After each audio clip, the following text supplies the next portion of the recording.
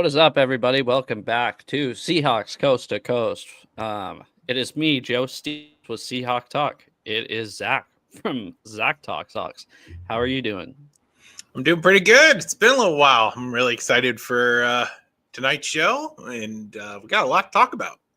Yeah, we just were on vacation, so you guys didn't get too much of us. No, I'm kidding. But no, we're probably gonna try to do things every other week. Last week, yeah, I don't know. I shit the bed. I was like, hey, can we do it another time? I'm not prepared. So we're back this week, and hopefully 2 weeks from now. So yeah, how have you been since the time off? It's been pretty good. I mean, had a great Super Bowl party to go to, and managed to watch a three-peat attempt die in front of our eyes. So that was cool. Oh, that was the last time we talked, huh? Yeah. So it's been a little while. You're looking very Seth Rogen-ish today. I don't know what it is, but maybe it's the glasses. I don't. Man, I swear, if the guys from my racing group come over, they're gonna grill me so hard. I get Seth Rogen all the time. Okay. So okay. It definitely is a running joke, but okay. Yeah. I didn't know anything about it. This is the first time I've been like, wow. Yeah, new glasses, new haircut, a diet, it's the internet Rogen. sort of archives are all those things. I guess I'm just transforming into Seth Rogen now. Yeah, that'd be nice. I mean, I'm pretty sure he's pretty rich. So he's got a lot of money. I'd be stoked on that. Yeah, so I guess the Super Bowl didn't go how I wanted it to. It went how you wanted it to. I didn't really watch the game, to be honest. I had probably not a lot of people. I probably had 10 people over. And I think when the Cooper DeJean interception happened, I was like, man, I'll just start watching again when the Chiefs get back in it. And they didn't. So I didn't really watch the game. I fell asleep with 2 minutes left, and there was still I don't know, 4 or 5 people over. And my wife tried me with the Joe, they came back, and I was like, I'm not stupid, dude. Let me sleep. But yeah, that was a massacre. I'm just happy. Oh, go ahead. It was very, I would say it was unexpected. I mean, the Chiefs, if you have eyeballs and you watch their season this year, they've gotten lucky a lot, but yet they always find a way. And you sort of expected a really close game. But man, when they talked about how the Eagles didn't blitz in the Super Bowl, and yet they dominated that offensive line they were going up against, that's really eye-opening. I think a lot of NFL teams are going to look at that and go, wow, they did have to blitz because their defensive front is so good. We need to start building our teams that way. Yeah. Well, and there's a new – can you hear me okay? I know my internet kind of cut out for a minute. Yeah, you're good now. Okay. Yeah. Oh, cut out again. There's this new show host in Seattle on KJR who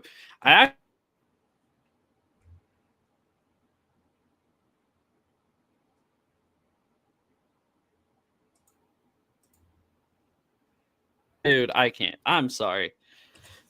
There you are. Now you're back. I don't know what the hell. Let me go on my app really quick. Whenever I go on my app and pretend like I'm about to start complaining, something usually happens. You didn't hear any of that, did you? I mean, I heard about the app thing. So yeah, I said let me go on the app and be like, hey, about to start complaining to the message person, and then it works after that usually. It's scary. So anyways, I don't know where I was going. Yeah, that's where I was going. So there's this new radio person in Seattle. His name's Mark James, and I hate him.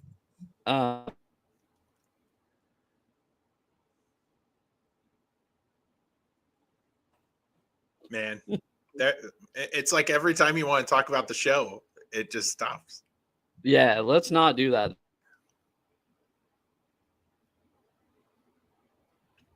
Nothing.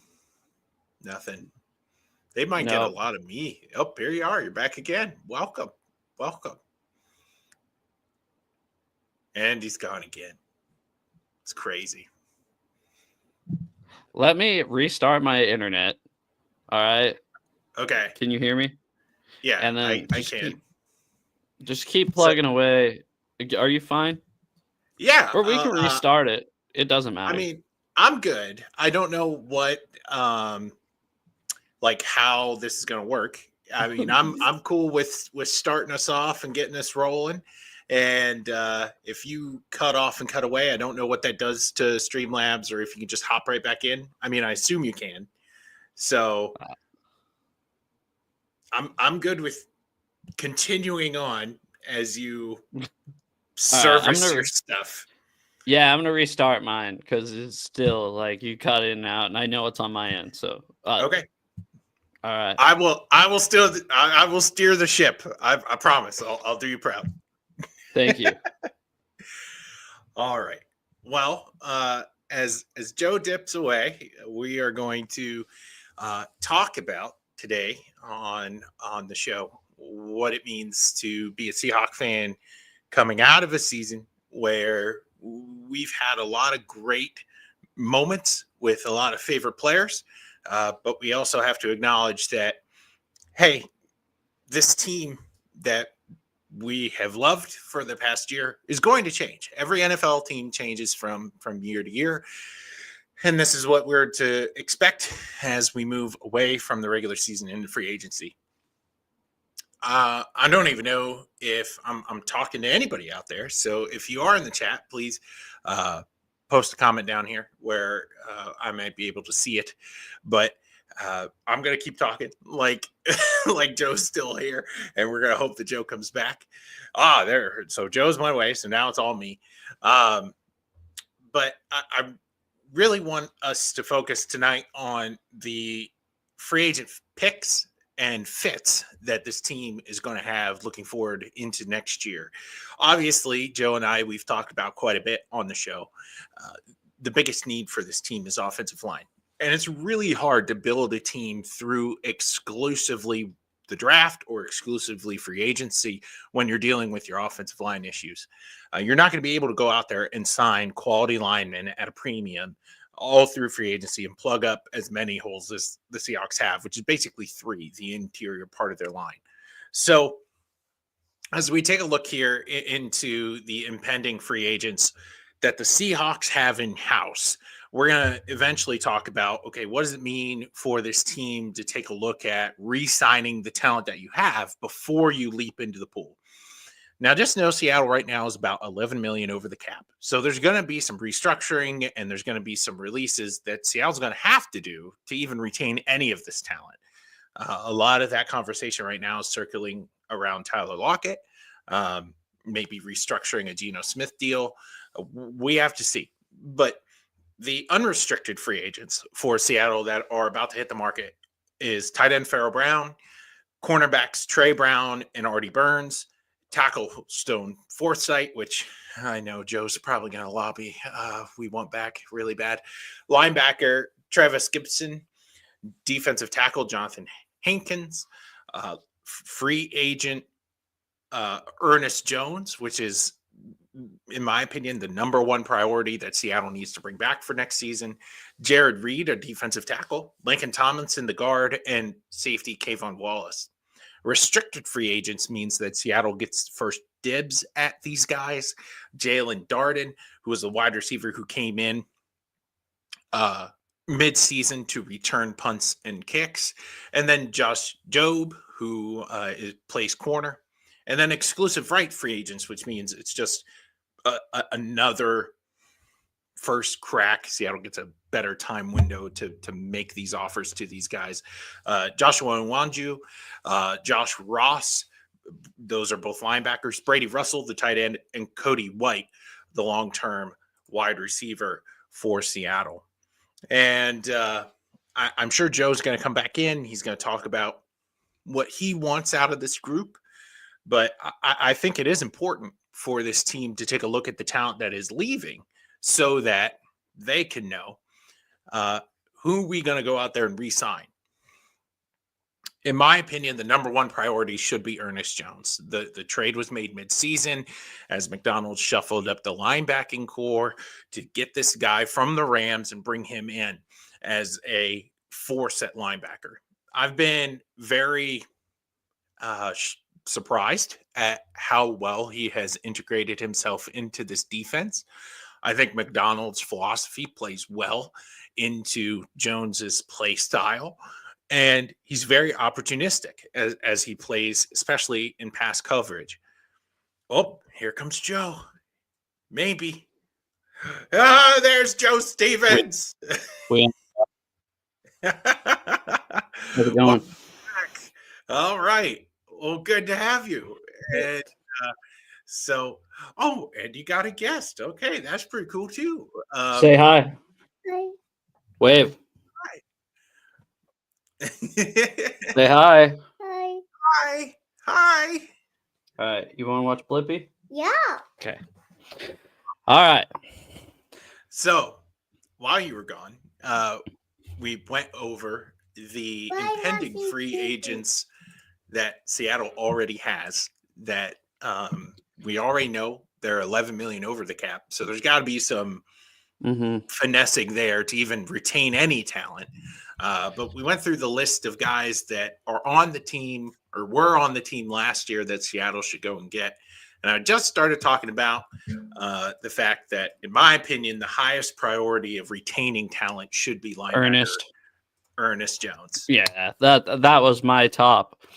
I guess I wrote for free agent candidates or for top free agent fits. That was my number one as well. If you can't get him back, you have to get like Nick Bolton.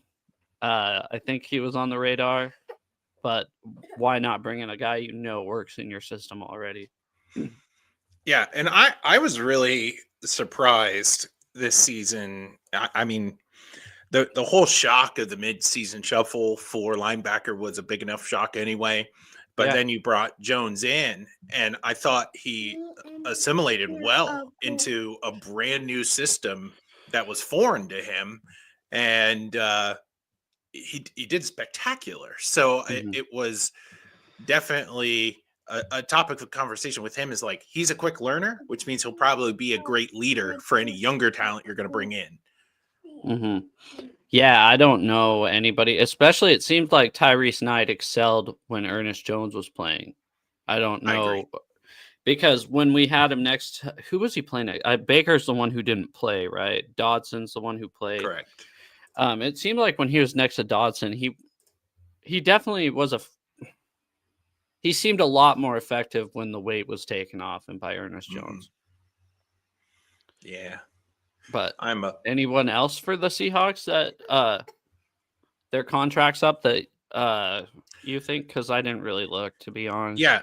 So I'll run it down for you. The unrestricted free agents are Pharaoh Brown, Trey Brown, and Artie Burns, the two corners. Your man, Stone Forsythe.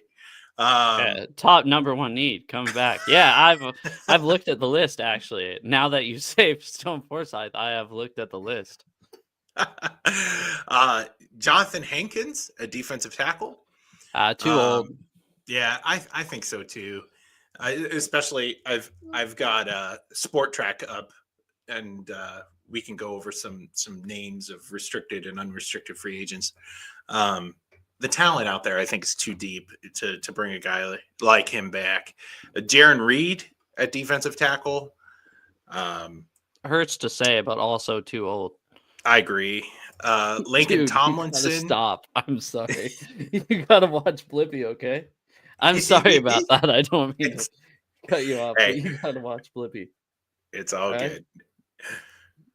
You know, the perk about being on this coast in our coast to coast is that by the time we get to this part, he's my asleep. kids are already in bed. Yeah. So yeah, no.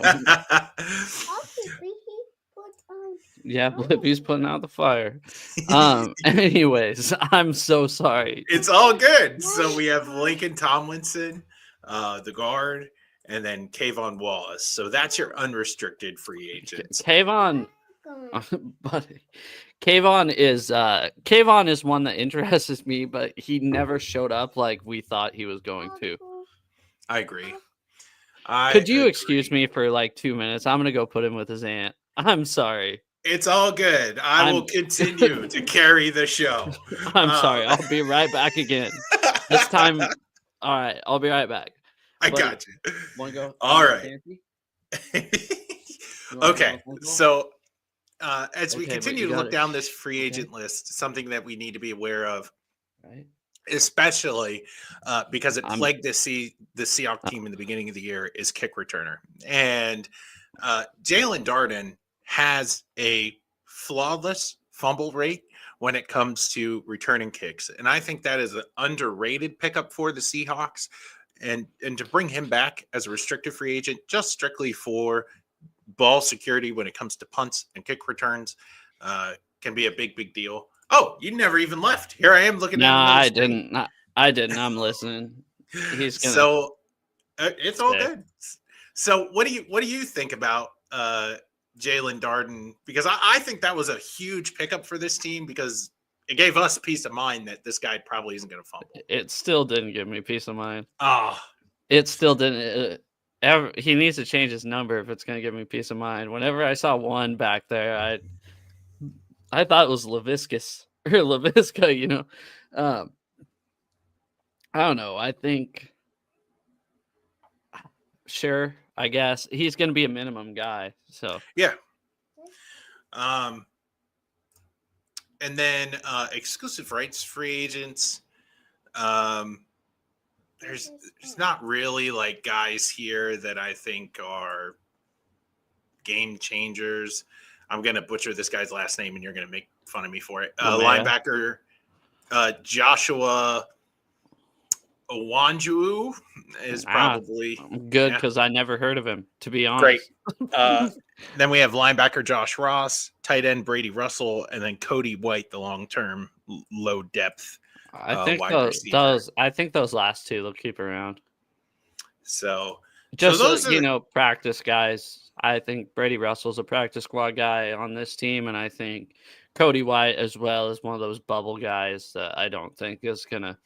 I think don't be surprised to see him in July, late July, early August in training camp for sure. So looking at, we talked about Jonathan Hankins earlier. Mm-hmm. He will be 33 going. Shut up! He's that young? Yep. So he's not as young. He's not as old as I thought. I thought he was an Al Woods, where he was like almost 40. Well, he's been in the league for 12 years, so there's a lot of mileage there. But he will be the 4th oldest defensive tackle to hit the market in free agency if we go in a different direction. We're gonna let guys like that walk. I think the only one that they're interested in signing before they hit free agency is Ernest Jones. I could be wrong, but do you see anybody else that possible? And I don't even see them signing Ernest Jones before he hits free agency. I do think they retain Ernest Jones. I feel like he is if you're gonna make a statement that he's gonna be the leader that this team needs to have, I think you do right by him and give him the contract that he's going to want. But we also did just talk about how you can't do any of these deals until some space is made. Well, somehow our offensive coordinator just came from there. Somehow the Saints are like $80 million above cap every. You ready to go see Auntie? Okay, I'll be right back. Gotcha. Literally 2 seconds. I got you. I'm gonna open the door for you, okay? All right, I love you. All right.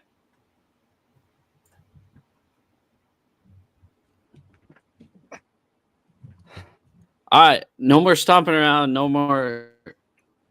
Sorry, he is still my best friend. So, anyways, and he's just my nephew, guys. He's not even mine. So, anyways, yeah, somehow the Saints are like, how much are they above the cap every season before the offseason starts and they retain their players? Not saying that that's a good comparison to want to be the Saints, but they'll figure out a way to make it work. And a lot of it's going to have to be, I guess, Tyler Lockett's one of them. I think Geno's one of them. They're going to have to give him, basically, they're going to have to either trade him or sign him to an extension and put his money somewhere else. I don't see anybody really. Well, I don't see us trading him, if that makes sense. I was going to say I don't see anybody trading for him, but I don't see us trading him. So Draymond Jones is going to free up some cap space. I don't have it in front of me, but this is just what I'm thinking. Mm-hmm. I know Draymond Jones is one of them, and then who else? Draymond Jones, Tyler Lockett, the DK. They're gonna probably. This is last year DK's contract, right? Yeah. So they're gonna do something with him, whether it's a trade, which like we've talked about, I don't think is gonna happen, even though that seems like the talk of the town. And some of the trades, as much as like I said, I don't want to trade DK Metcalf. I see these trades that Seahawks fans are proposing. I'm like, actually, that looks really good to me, and I love DK, right? Yeah. So, DK, Tyler, I don't know, Geno, they're gonna figure out a way to be under, but yeah, I don't know. So let's just say they figure it out, right? Yeah, and free up some cap space, and they're able to do what they need to do to put themselves in position to perhaps go out and make something happen in free agency. And there is one guy that I've looked at that who is it? I'm going to tell you. Sorry. Calm down. I'm excited because I have 3 guys written down. There are 4. Sorry. So it's because we talked about Jonathan Hankins that I started thinking about defensive line, and a guy who is a pending free agent. He's 27 years old. He's almost 28. And Tahir Tart out of Los Angeles. He plays for the Chargers. And I think this guy, if you take a look at his market value, it's projected to be about $5 million a year. But here's a guy that I'm taking a look at his stats right now. Collinsworth. Now here's a guy. Here's he's nasty in the middle. I didn't even mean to do that. But here's a guy. But he played his first 3 years in the league in Tennessee, bounced to Houston, went to the Chargers. This is actually the first year he played every game in the NFL season. He's got his second best year underneath him for tackles. At 29, he's got a forced fumble, an interception. He's got 14 assisted tackles, so he's kind of a guy that just sort of plugs up the run lane. That's what we need. And I really like his fit. I mean, he's kind of a younger dude, and how big is he? Because we need a guy to play nose tackle. I mean, Hankins was supposed to be that guy that just, every time we had a nose tackle, Hankins was supposed to be in. And I think that's why Byron Murphy didn't really have the year he was supposed to have, is because I think a couple of the other interior guys didn't really do what they were supposed to do. So 6'2", 304. Oh, man. Yeah. That's a good frame, though. Yeah, he's traditionally plays nose tackle, and let's see, he's not a big like bull rusher. Like he's not going to get to the quarterback from the interior of the line, but See, that's what I don't even want. If we have a nose tackle, I don't want a guy that needs to rush the passer. I want a guy that's going to stop the run on first and second, third and short, first, second, third and short. I don't know what you were about to drink. Hopefully it wasn't your chew spit. No. For the record, I don't do chew, but okay. the nicotine pouches, dude. I don't have spit, but yeah. Sorry, way better than me.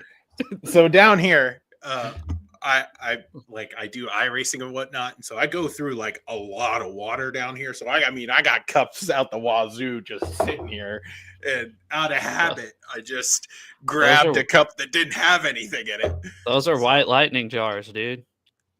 Oh yeah, we're a big mason jar family. So my family was growing up. I didn't carry on the tradition, I guess. So anyway, yeah, I think a guy like Terry Clark able to is like the perfect candidate for an interior line problem on the defensive side of the ball. Just old enough to sort of bring in a lot of wisdom. He's incredibly enough, he's undrafted. He's etched out a nice little career for himself so far, and I think he'd do really, really well in this scheme. Mm-hmm. You know who, I don't have this guy written down, but one guy on the interior defensive line who I'm sure is going to be a free agent.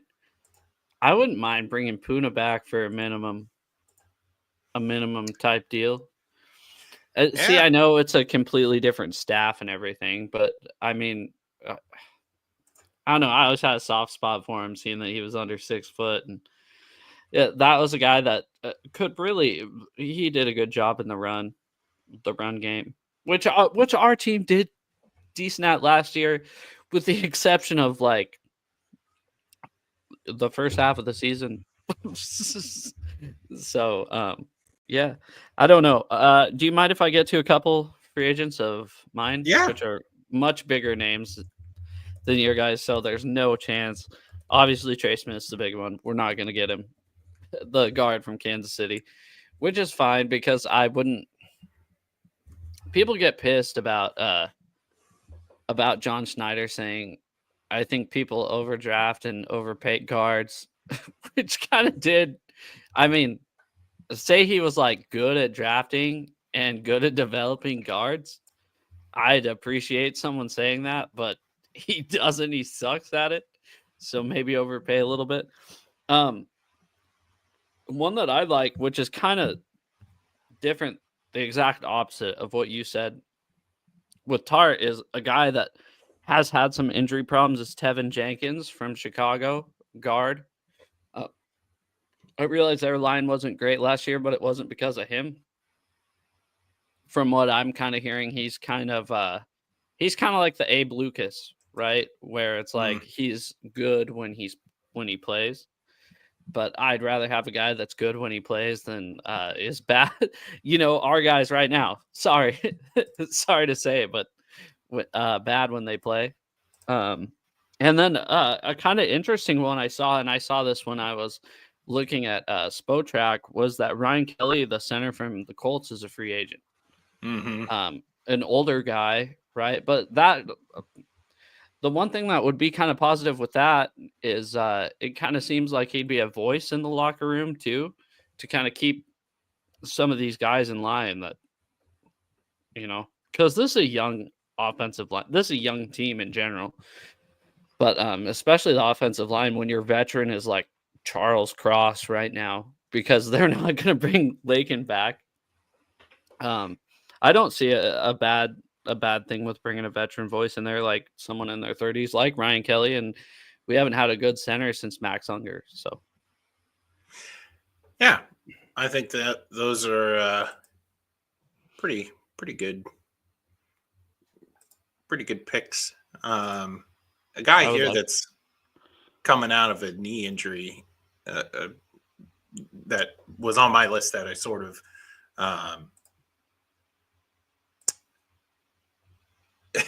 that man, come on, train of thought, grab it. So a guy that was What on you my doing list. tomorrow? No, I'm kidding. Man, I'm struggling. I'm terrible with it. Don't worry. I'm terrible. I'm worse. So in a similar vein, I also looked at offensive line, just trying to find an older, like a vet that could come in, won't really demand a lot of money. He's coming off of a knee injury that there's, I think if Seattle goes out and gets a guard in the draft, they can get a safety net with a guy like this. Lucas Patrick from the Saints, he probably looking at a little under $2 million a year to bring him in. He's 31. He's got 8 years in the league, but just a guy that I think would be a really nice addition, if anything else, for what you said. This offensive line in and of itself is fairly young, and it would be great to get a guy who has been there, done that, played his first, 5 years in the league in Green Bay, moved to Chicago for 2 years, and then wound up in New Orleans for a year. Just looking at kind of low end, older dudes that can teach up a lot of our younger talent on the line how to do this thing. I think he would be a pretty decent pick as well. Yeah, I hate to be negative Nancy, but like any especially interior offensive line. I mean, if Abe Lucas could be healthy this year, I'd be stoked on our. Not saying that Cross has been like the guy that we've thought. Now here's a guy. No, not saying that. Here's a guy. Yeah. Not saying that Cross has been like the guy at left tackle, but he's been honestly, I think the best thing at left tackle that we've had since. I think he's outperformed Dwayne Brown.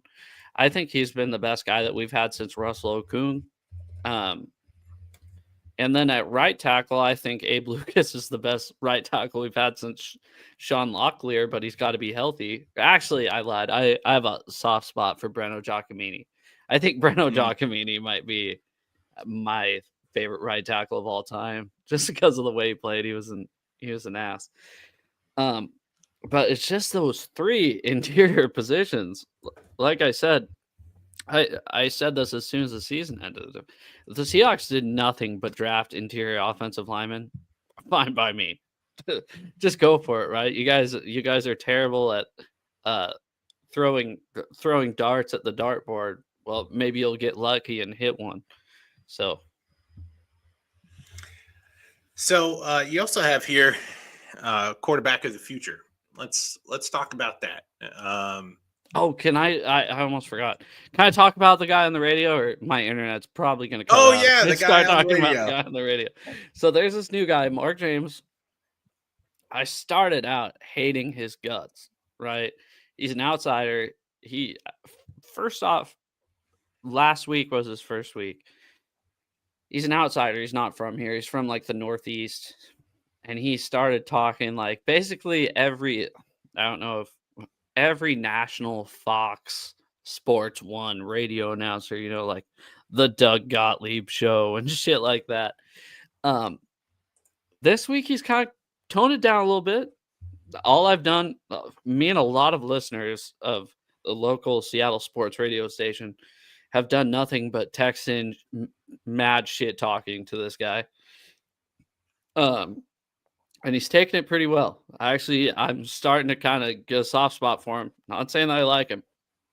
He did have one question, actually two, that actually kind of stuck with me.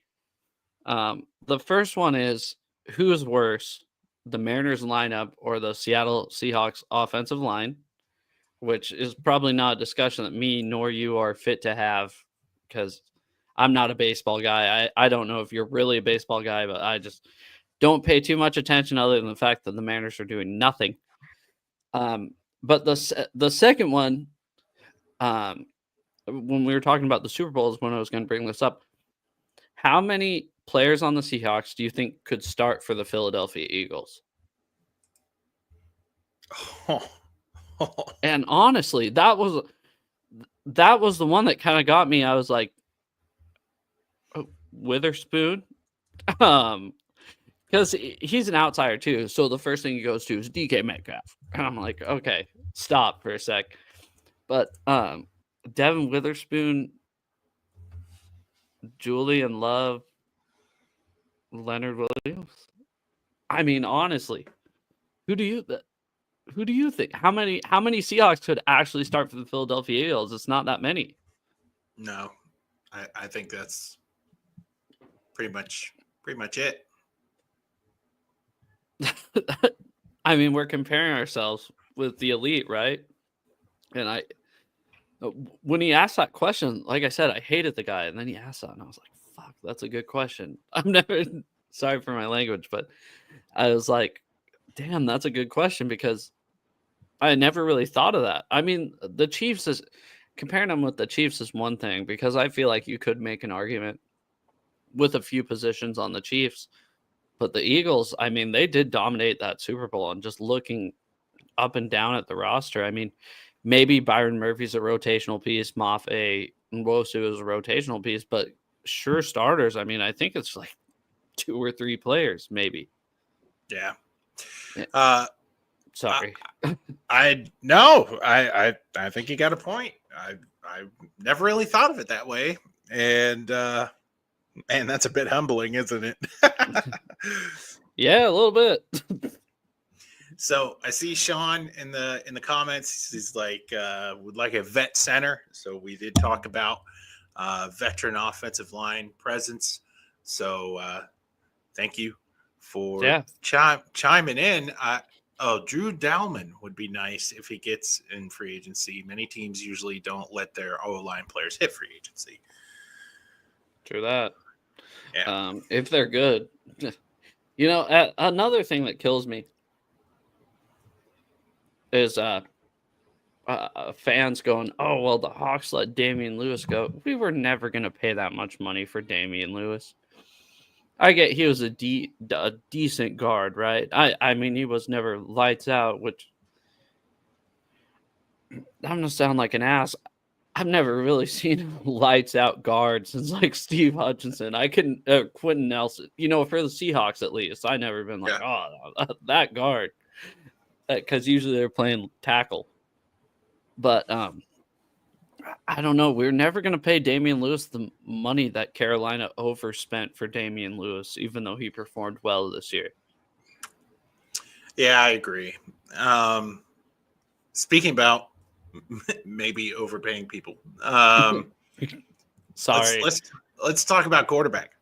I think this has been a pretty, let's say, divisive conversation with people in the fan base. But no way. Everybody's on board on the same opinion. Yeah, I feel like, you know, we're going to have our come to Jesus moment with this team here pretty quickly when they double down on Geno. And you have to. You take a look at the market out here. Sam Darnold, Zach Wilson, Trey Lance, Jacoby Brissett, Taylor Heineke. And then you get the guys like Marcus Mariota, Drew Lock's a free agent, Jarrett Stidham, Justin Fields, Joe Flacco, which just got signed today. It was Andy Dalton. Excuse me. Yeah, I was going to break that news on this station or on this podcast. I don't know. That was so far. That's the biggest name signing I've seen. So, Chadwick, yeah, support Tom Grossi raising $1 million for charity. I've seen that stream. I've tuned in. That's pretty dope. Like, do you know what he's doing over there right now? No, no, I don't. For St. Jude again? No. So it's for children of disabled veterans or some it's some veteran affiliation, and it's supporting like the next generation of kids that come after that, and they supply different educational venues for these kids. And what he is doing is, this happened like almost, I think he's been going for like 2 days now, 2.5 days. What he's doing is he's live streaming. He did that constant live stream.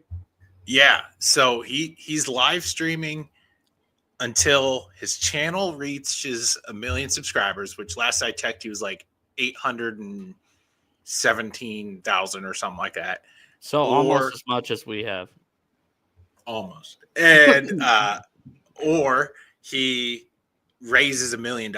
And last I checked, which was like this morning, he was at like 200 and I think he was like almost a fourth of the way there in 2 days, which is wild. And that's badass. Yeah, that's really cool. I did like, as much as I think I've told you this, I like Brandon Perna out of the two, Grossi and Perna. But what Tom Grossi did with that 30 stadiums in 30 days, raising money for St. Jude, and to not even tell the teams, he wasn't like, hey, I'm coming out here. He just kind of showed up and met up. I met up with him, me and the guy I'm doing a show with after this. We met up with him and just took a photo with the guy in right outside CenturyLink Field, or Lumen Field, sorry. But we took a picture with him. And I mean, to not even tell the teams, he wasn't, I don't think he was like, I like it because I don't think he's really doing this stuff for attention to himself. He is truly making a difference. I mean, that's what I think is cool about him. He doesn't seem like a self-centered, egotistical guy. And honestly, that's what I kind of like about the YouTube community compared to the radio guys is, I mean, a lot of them don't even make that much money off YouTube. That's why you see them selling shirts and stuff. And I don't know. A lot of them raise money. It's a good thing. Sorry. Yeah. Sorry for long-winded, but it's all good. So yeah, if after this, y'all should watch what Joe does next. But yeah, go and support Tom. He's doing a crazy thing over there right now. So yeah, I remember he streamed overnight for something a while ago. I don't know if you remember that. It was like a couple of years ago, but I think it was a St. Jude thing because like I said, he fundraises a lot. Tom's already said he isn't stopping till 1 million is raised. Even if he gets the 1 million subscribers, he's not stopping. Wow, that's really cool. Good on him. Is he sleeping? I hope he's sleeping. Okay. He sleeps. There's like a camera fixed in his living room because he's getting ready to move. There's like boxes and things all stacked up. And he's just got like a mattress on the floor. Is he moving to Wisconsin? Yeah. Yeah, that's what I remember a while ago. Yeah, like me and him are friends. No, I watched his videos and I remember a while ago he was saying he wanted to move to Wisconsin. Jason Grossi rated me and I had 10K people watching at one point. That's awesome. Grossi rated, so a lot of these, like I'm friends with this 49ers YouTuber, and he rates a lot of their channels when they do live streams. Like I think I know like 4 or 5 people between Brandon Perna and Tom Grossi rates. Anyways, quarterback of the future, Geno Smith. But what I wanted to ask is behind him. Who do you think? So, I mean, where Seattle is in terms of cap, you can't really, because there's other needs, right? So it's not really plausible to go out there and to get a guy in free agency just to back up Geno in a way that the fans want, right? We want a succession plan. Like if Geno's going to be the guy, then we want the off ramp in the building. And I really, and this isn't a very popular take, I don't like the fact that we let go Drew Lock, and I'm not saying I want him back because his market value is going to be around like $5 million. And it's just better money spent elsewhere. But Mhm. I would have thought, like, in that system with that plan, he would have been okay. And then you go to New York and it's a dumpster fire, and so obviously you're going to do bad over there. Saw the other day Jackson Dart out of Ole Miss. That's what everybody on Twitter's been saying, but I don't I like it. watch it. I watch a couple Ole Miss games. See, that's Not the thing. great. It's fine with me. I almost like who's the guy from Ohio State? What's his name? Will Howard. I Yeah. almost like Will Howard and the Notre Dame guy, 13. He looks like he's like 13 years old. I don't know his name, but those guys, it almost seems like they have like such a winning edge. Just from watching them college wise, I'm not an NFL scout or anything, but the two quarterbacks in the national championship seem like they just have a winning edge to them. And I really like that. I wouldn't mind them taking like a 6th-round flyer on one of those two guys because I think they're like 5th, 6th round. Riley Leonard is who it was.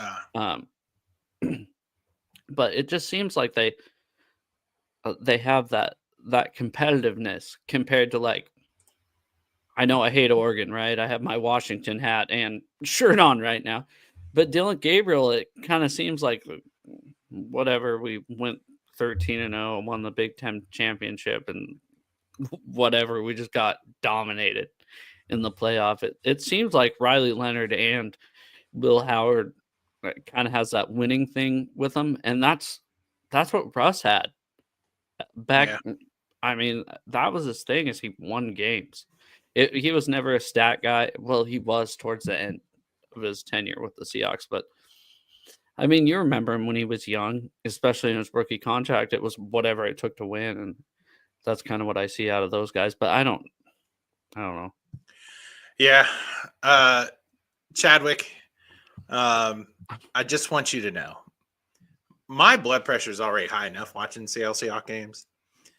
I would be in a hospital bed if they went and got Tua, which I don't think is a plausible thing to go and do. But It'd be so cool. When I watch Miami Dolphins football games, I am afraid for him. And I know we've talked about him on the show before, but I get scared. So I don't want that every week. No. Behind that offensive line, dude, they couldn't protect Brett Favre, who started the most consecutive games in NFL history. I don't know. They can't protect anything. And now I have my dog chiming in. Sorry about that. Nice. Yeah, Howard would be a safe drive. You can sit behind. I want to talk about this one really quick. Dude, Rodgers to the Seahawks. I'm in on this. This would be the funniest thing to ever happen to the Seattle Seahawks. I don't think he's going to. Him behind that offensive line is way worse than Geno Smith. He is not mobile at all. And if they chose to do that, I would just laugh. Wouldn't you? Kind of just be like, oh, this is going to be a media circus. It's going to be funny. You don't think so? No. That is gross. I don't like. No. And in my opinion, there is one place that Aaron Rodgers should go. To Minnesota to complete the Brett Favre arc. And I agreed. I totally agree with that. But they got themselves a tough quarterback situation too. It would be sick to see him in Minnesota make it to the NFC Championship game. Now we're dreaming. Oh, yeah. Have Sean Payton coaches for the Broncos now. I was going to say maybe have Sean Payton pay his players to, take off his head so the Saints win the Super Bowl. And I don't know. Have we talked about this on the channel? I think Sean Payton's the most overrated coach in the NFL. Yes, we have. Your disdain for Sean Payton is well known. Okay. Let's. Do you have a couple draft prospects before we leave? I'm sorry, I've kind of dragged this show I, out. I mean, not particularly. I still think it's a bit too early to speculate really on the draft, just simply because Seattle's in a weird position going into free agency where we don't really know what they're going to do in free agency to make draft needs until cuts are made. So we're just kind of in a holding pattern right now where I think it's a wait and see game, and we'll see what happens. But I'm excited in a couple weeks to get back here with you because by then we'll know, right? So it'll be apparent what direction we're going. Yeah, no. Some guys I wrote down were just interior offensive linemen. I saw they had one of the North Dakota State University guards going to us. His name was Gray Zabel. But Tyler Booker, if he fell to us, the guard from Alabama, would be awesome. But I don't think he will. Some non-interior offensive line picks I had. I think your guy Tyler Warren from Penn State would be kind of sick because we've never had a tight end like that. He's a monster. We won't. And you watch the Penn State games, so you know that they kind of lined him up at, not even lined him up everywhere. He just kind of lined up at tight end and halfback most of the time. And quarterback. From the games that he was either in the backfield or at the wide position. And I mean, he catch every pass. He was throwing passes. He could run the ball.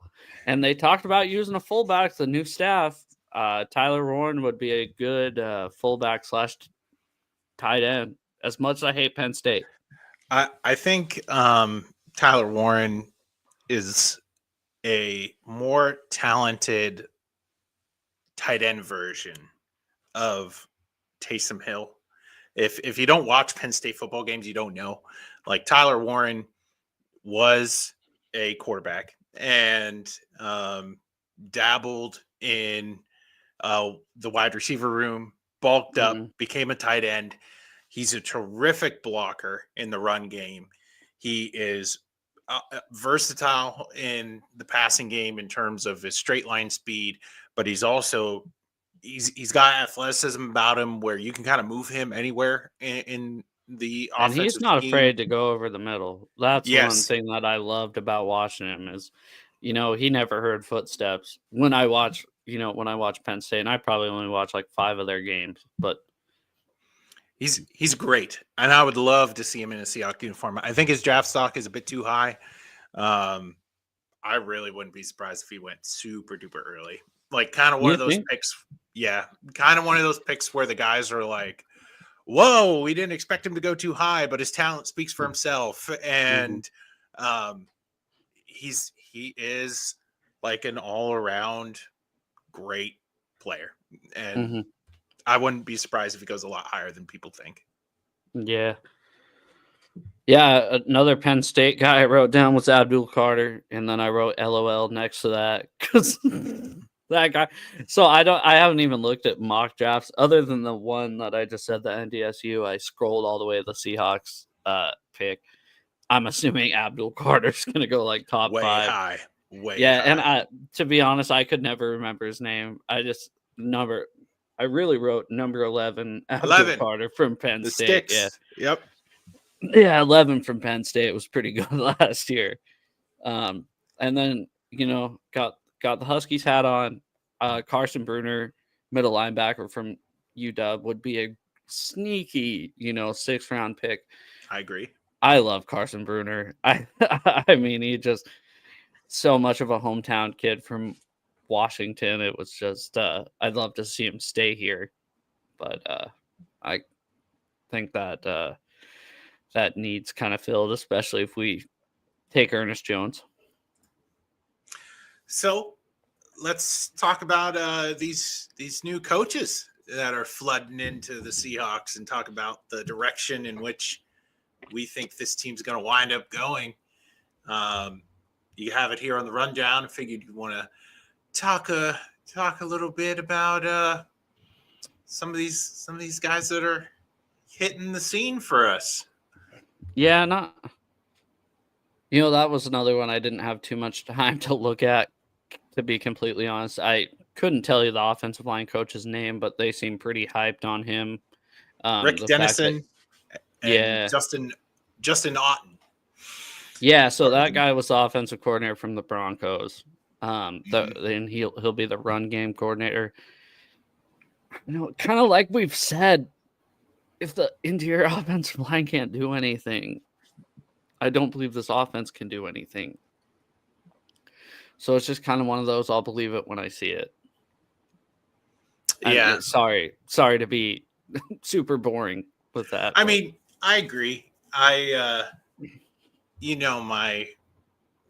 shtick with last year's experimented offensive coordinator. I don't think it went bad. I just feel like we didn't have the talent to really execute what was there. And then going out and getting a guy like Klint Kubiak, where there's a dedication to the run, can speak volumes for this team, because really, like, K9's never healthy, but when they're both around, that's a really great dynamic duo, and you just need people to block for them. So could be fun. I think the offense could be a lot of fun with Klint Kubiak at the helm. So we'll see. They'll probably look at wide receiver if Lockett is gone. I know I shed a tear because I love Tyler Lockett, dude, and I'm always like a sentimental guy with career long people staying with teams. So, but all signs point to it's probably it for him. I heard some stuff that they're actually talking, like he might stay, and which is insane because my take. I've been like, I don't know, if you move on from Bobby, you can move on from Tyler Lockett. I know. Sorry, I'm kind of whatever. Since Russ, I was fine with because he asked to leave, or not asked, he forced his way to leave. If I can move on from Bobby Wagner as a fan, I can move on from Tyler Lockett as a fan. But I heard that they've been kind of talking. I wouldn't be surprised if he's back now for some reason. I would love it. I would be very happy. It's one of those guys where it's like, dude, just retire. But he's not bad enough to retire. That's a problem. It's like, I know. It's selfish. Yeah.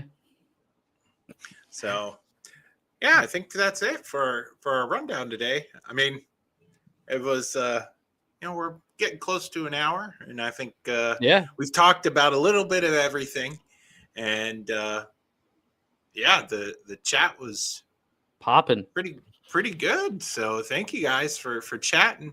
I see here there's something I missed here. Zabel was good at the Senior Bowl practices, but not so much in the game. So I'm really excited. Like, this time of year is really neat to watch, like how teams seek to identify themselves.